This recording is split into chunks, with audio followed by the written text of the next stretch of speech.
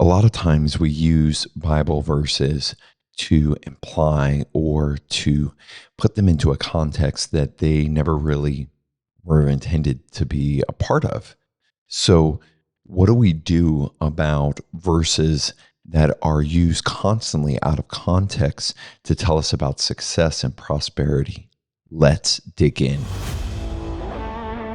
Welcome to the HHP podcast. My name is Chris Frankie, and I am the senior pastor of HFF.church in Oklahoma City. Join me and others from around the country as we talk all things Bible, church, and family. We may be right, we may be heretical, but that's for you to decide. Drop a like, a share, a comment, subscribe, and let's get to it. So, Jeremiah 29:11 is commonly taught or used in a way that this passage promises instant blessings and personal success, but that's not really what it means. The verse was written to the nation of Israel who were in exile with a promise that restoration would come after 70 years of hardship. Dun, dun, dun. It's not about quick fixes. It's about trusting God's long-term faithfulness, even in the midst of our suffering. And so when we take verses like that and we teach them or we post them on social media, and we do it in a way that we're implying that this is going to provide immediate success, prosperity, or that our life is going to go smoothly, it's kind of like a blanket encouragement that God's always going to make life turn out just the way we want. But that's not the real context. And it's important when we're teaching the Bible or reading the Bible that we look at the context of what God is trying to say through the prophets, through Moses, through whoever the author is. So let's look at the historical and biblical context of Jeremiah 29:11. The verse is part of a letter from the prophet Jeremiah to the Jewish exiles who were in Babylon. These people were taken from Jerusalem after it was conquered by King Nebuchadnezzar.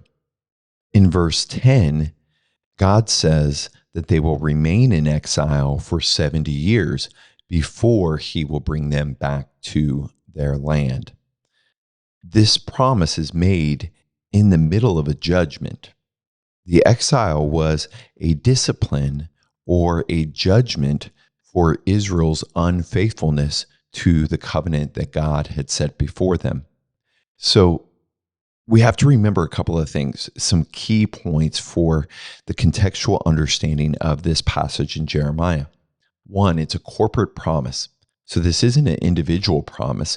It is God speaking to the entire nation of Israel, not to just one individual person. He's using an individual person, the prophet Jeremiah, but we also see in the Hebrew that it is plans for you. This is a plural word in Hebrew. It's not a short-term thing. Number two, it's a long-term promise. The people hearing this would not see the fulfillment themselves. Many would die in exile, but it gave them hope for future generations. If they did things, if they got right with God, the future generations would not remain in exile because God would bring them back. Number three, it's about God's faithfulness even in the midst of a judgment. This was a promise that God wasn't and hadn't abandoning them or his covenant, even though there was suffering in this current season. And number four, God's good plans include discipline. All the parents are out there like, amen. All the kids who might be listening to this are like, God's good plans include healthy discipline. The exile was part of God's good plan.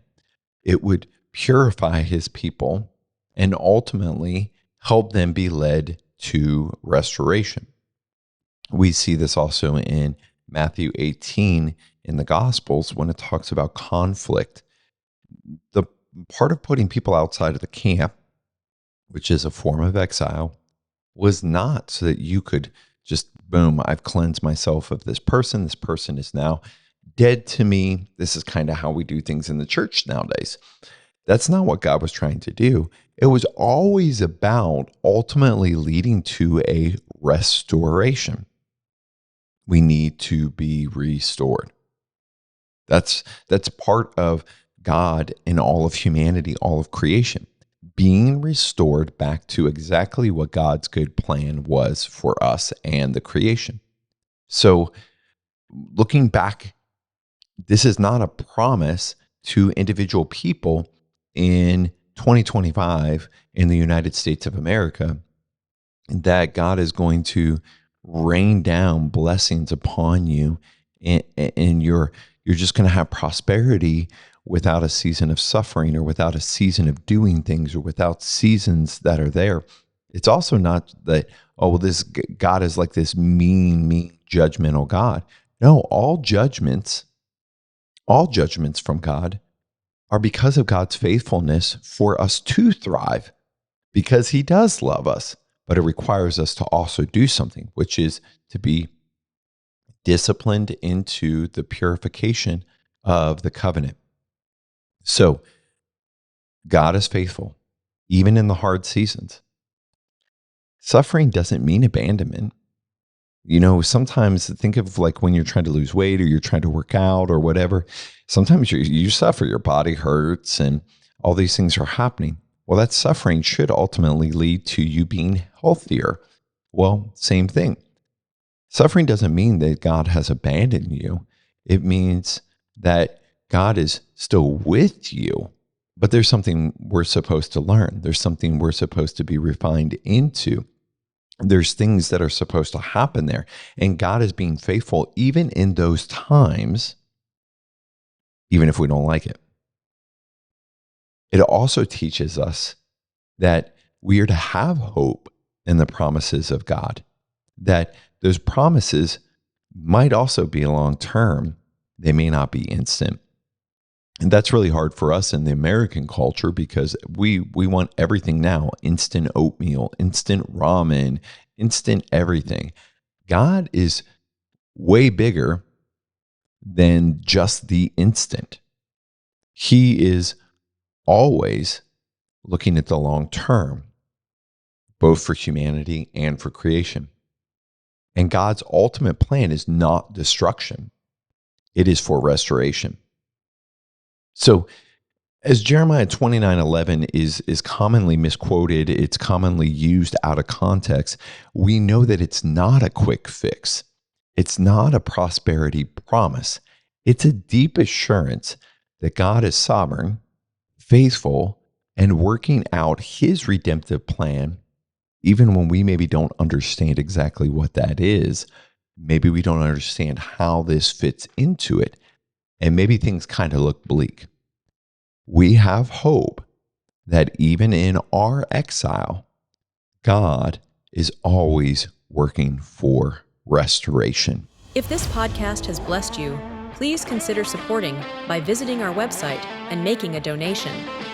For more resources, blogs, podcasts, please visit us at HFF.church. Looking for a church home? Join us for Saturday Church in OKC every Saturday morning, starting at 10:30.